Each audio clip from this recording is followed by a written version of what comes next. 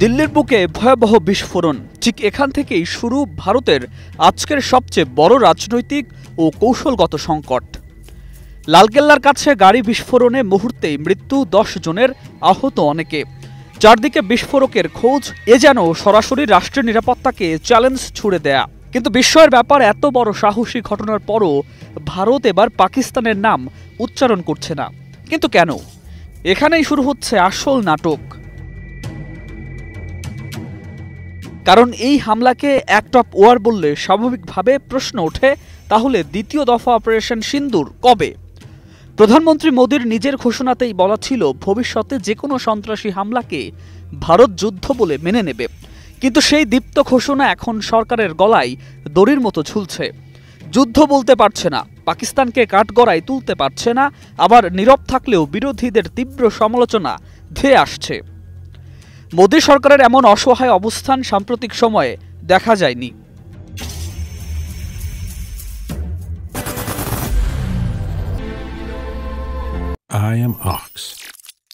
বিশেষজ্ঞরা বলছেন ভারত নিজের পাতা ফাঁদেই আটকে গেছে। সাউথ এশিয়া টেরোরিজম পোর্টালের নির্বাহী পরিচালক অজয় সাহানির ভাষায়, পরিকল্পনাহীন রাজনৈতিক দম্ভ থেকে ঘোষিত ওই রণনীতি এখন ভারতের বিপদ ডেকে এনেছে। পাকিস্তানের দিকে আঙুল তুলতেই দেশবাসীর প্রশ্ন, তাহলে প্রতিশোধ কোথায়? যুদ্ধ তো ঘোষণা করতে বলেছিলেন প্রধানমন্ত্রী, অথচ আজ ভূ রাজনীতির পালাবদল এমন, ভারতের পক্ষে সেই পথে হাঁটা প্রায় অসম্ভব। কারণ বদলে যাওয়া আন্তর্জাতিক বাস্তবতা। মার্কিন প্রেসিডেন্ট ডোনাল্ড ট্রাম্প এখন প্রকাশ্যে পাকিস্তানের সেনাপ্রধান আসিম মুনির ও প্রধানমন্ত্রী শাহবাজ শরীফের প্রশংসা করছেন। ইসলামাবাদের সঙ্গে জোরদার হচ্ছে যুক্তরাষ্ট্র ও তুরস্কের সম্পর্ক। একই সময়ে ভারত যুক্তরাষ্ট্র বাণিজ্য চুক্তি ঝুলে আছে। এখন নতুন সংঘাত শুরু করলে এর কূটনৈতিক ও অর্থনৈতিক মাসুল ভয়াবহ হতে পারে।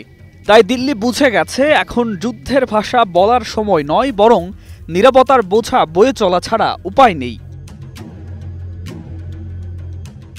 ফল, সবচেয়ে বড় সন্ত্রাসী হামলার পরও মোদি, রাজনাথ, অমিত শাহ শুধু কঠোর শাস্তির প্রতিশ্রুতি ছাড়া আর কিছুই বলতে পারছেন না।